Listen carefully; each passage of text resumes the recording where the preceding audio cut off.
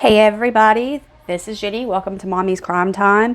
This is a video going over the case of 6-year-old Faye Swetlik, who went missing on Monday in South Carolina. She went missing from the Casey area, which is outside of Columbia. She was seen last Monday, as I said, the 10th, in her yard around 3:45 p.m. playing, and reported missing around 5 p.m. by her mother. They have since released footage of her getting off of the school bus around 2:50, so they know that she did get off the bus. Neighbors said that they witnessed her mother walk with her back to the residence and that she normally played in the yard. This was nothing uncommon for her. Mom went inside, looked out, didn't see her. That's when they started looking for her, and as I said, reported her missing around 5 p.m. They say that at this point they are not seeing it as an abduction, that they don't have any evidence of an abduction. First, I'm just going to give you some of the case facts, and then I'll go over speculation theories and things like that towards the end of this video. But they said that she was last seen in a black shirt that said peace on it. She has strawberry blonde hair, shoulder length, blue eyes, 3'10", 65 pounds, and that she has a speech impediment. They've asked that any neighbors who have doorbell footage or any cameras that may have some footage they'd like to submit, if they don't want to take it to the police department, to please call the hotline and they will come get it from you. They said they haven't ruled out that she may have just wandered off and is somewhere in the woods or at a neighbor's house, possibly fallen or injured.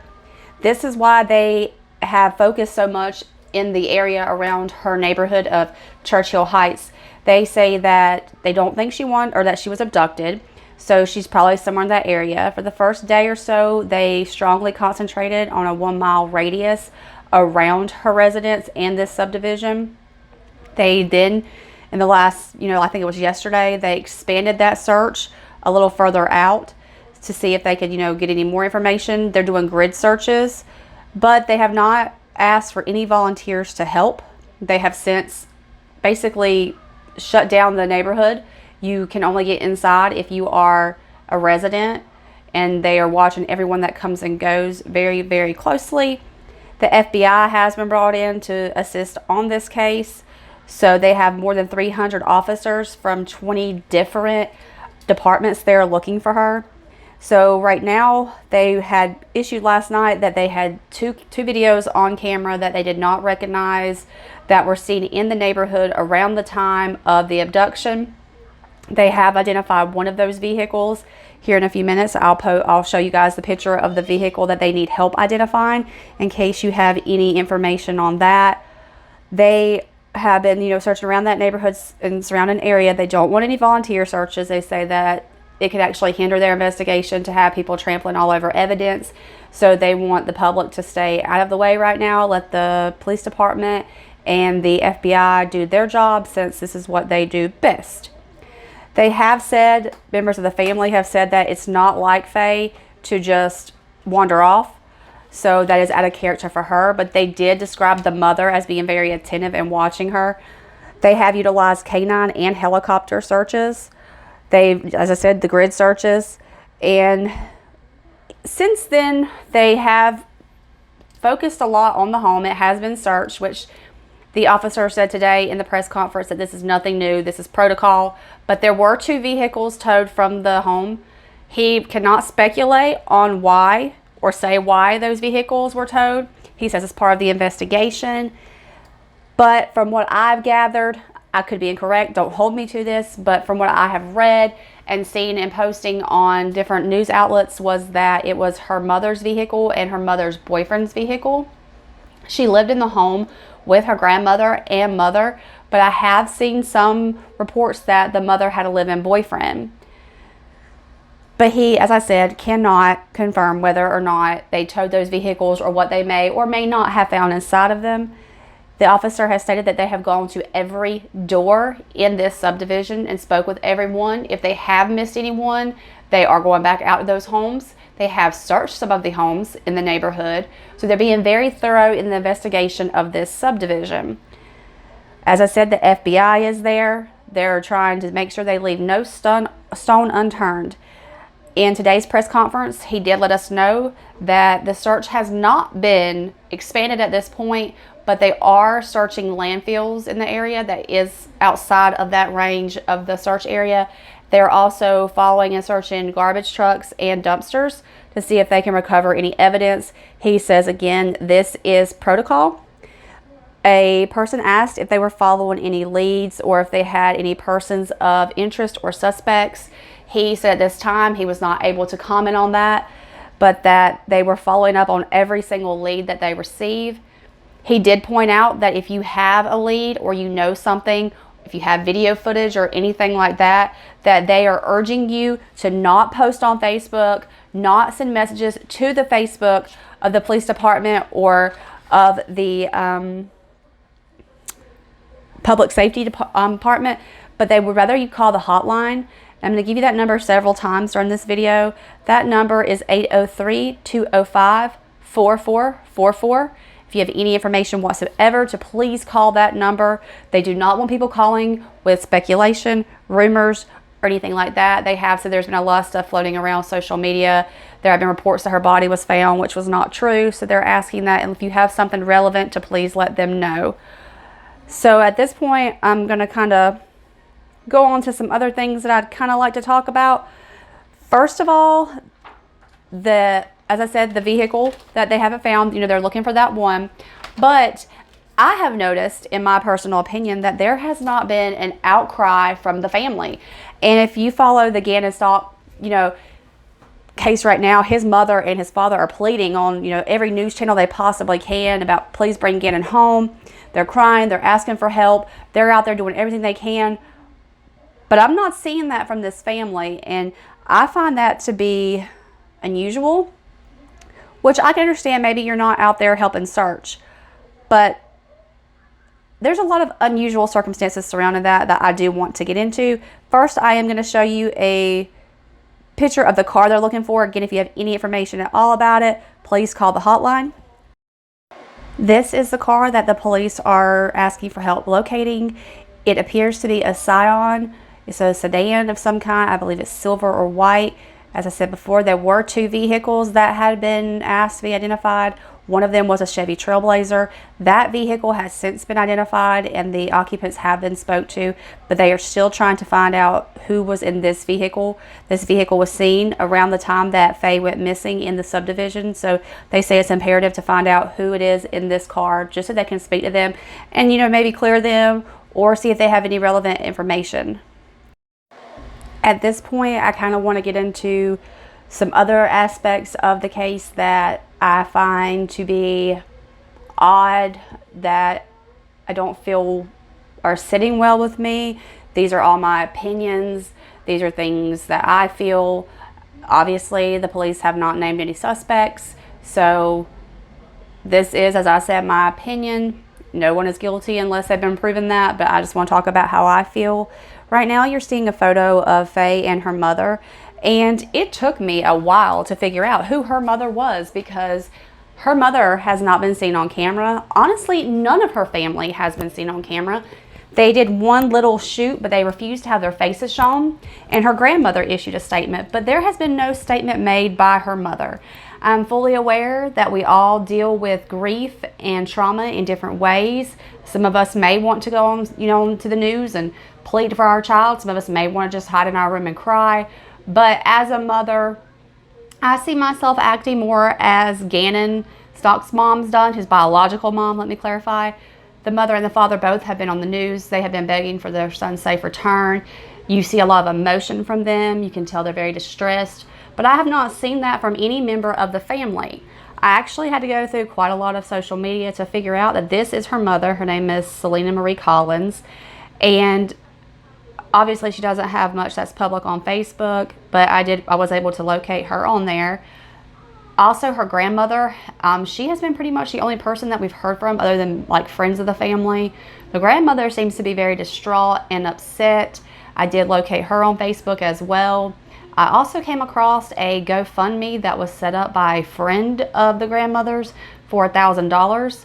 They say the reason for this GoFundMe is trying to come up with the $1,000 as a reward.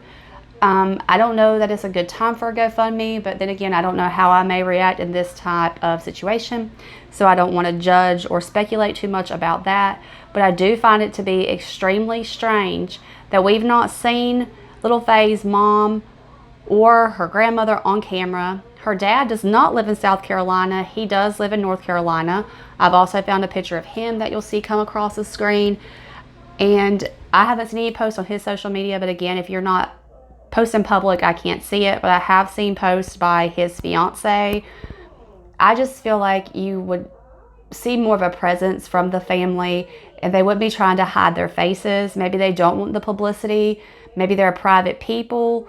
I mean, I can't really, I just don't know how I would react, so I hate to say that they're wrong for that. I'm also having a very, very, very hard time with the fact that the police are rejecting help from the public, because I do understand this is an ongoing investigation. I do understand that, you don't want any evidence to be contaminated or tampered with. But guys, you have a 6-year-old child who is missing. She's been missing since Monday. At what point would it be a problem to allow these people to come in and help look for this little girl? I feel like it could be beneficial. But I also feel like if they're not allowing anyone to come in and help, it almost makes me feel like maybe they know more than what they're telling us, which we know to be the case in several other missing children cases when how they evidently, or eventually unfold. But another issue I have is the fact that she has been missing. We're going into the 4th day, and no one has said that she was abducted. They're saying there's no sign whatsoever of abduction. Well, where did she go? Because you've said, oh, well, we believe, she must have just wandered off into the woods. But if you've done this grid search, she's not in the woods. So why is she not being considered abducted? Someone had to take her. She didn't disappear into thin air.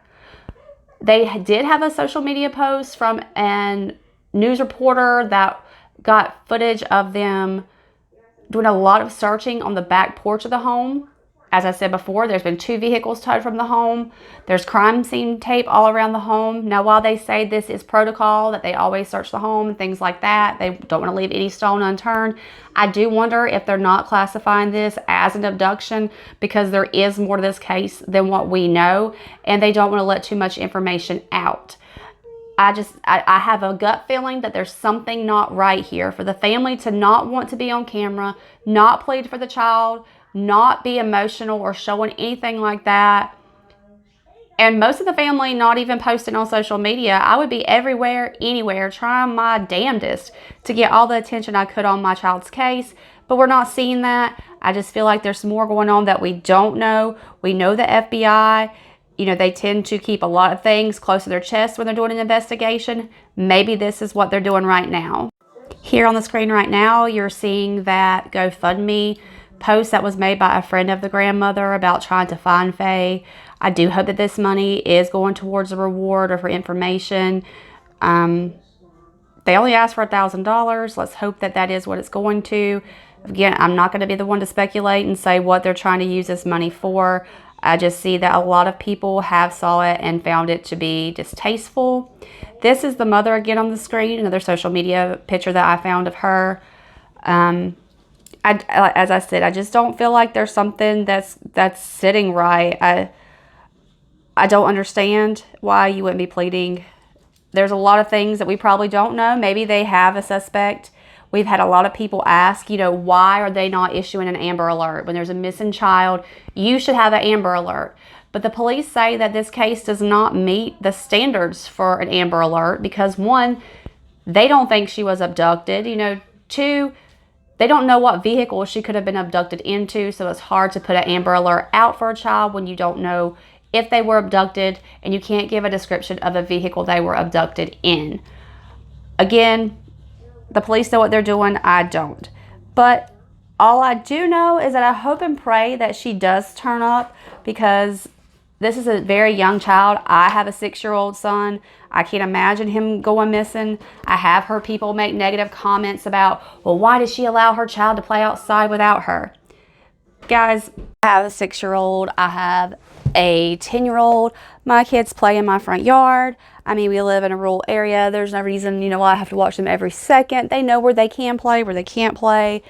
I'm just saying maybe we shouldn't bash the mom too much. I mean, maybe she was watching her. She just slipped away. None of us are perfect parents. Our kids do slip away from us sometimes. I don't want to speculate on that or say anything negative about her letting her children play outside, because it's something that we all do. At this time, they haven't released it a whole lot. All they really say is that for the rest of today, they're going to be working on leads. Every tip that comes in, they are researching them. They're going out into the public and they're working on those leads. So there should be another press conference sometime this afternoon. At that point, maybe we'll get some new information, something that we can kind of go on. Right now, you're seeing a picture of Faye and her dad. You're also seeing now the backyard, or about to see the backyard, where they said that there was a lot of coolers and things that the investigators were going through and looking at, that they were focused around this area for quite a long time. Don't know if they found anything. Again, they say they cannot release any information on any evidence or possible evidence from the case. So we don't really know much about all of that. Hopefully we'll find out. Maybe they'll release a statement that either clears or, you know, something about her in regards to the home, the family, the parents, that sort of thing. Right now, you're looking at the last photo they had of her. This is her getting off of her school bus. You can see exactly what she was wearing when she went missing in this photo. It was taken by the bus surveillance system as she got off the school bus on Monday, February 10th. Also, there's billboards posted up around the area. The investigators are really trying to get her picture out there, get the story out there, do everything they can to try to get it shared. I encourage you to please share anything that you see on social media in regards to her, anything with the hotline number or something that could help lead police to any kind of tips. Again, if you have any information, please call the hotline. The number is 803-205-4444, and hopefully this afternoon we'll get the next press conference. Maybe we'll get some new information, and as soon as that happens, I'll be sure to update you guys as soon as any new information becomes available. As always, I appreciate you watching and listening to Mommy's Crime Time. Please share this video. Let's get her name out there. See if we can get this little girl found. Like my video, subscribe. Again, thank you and have a great day. I'll get back to you guys as soon as more information is available. Thank you.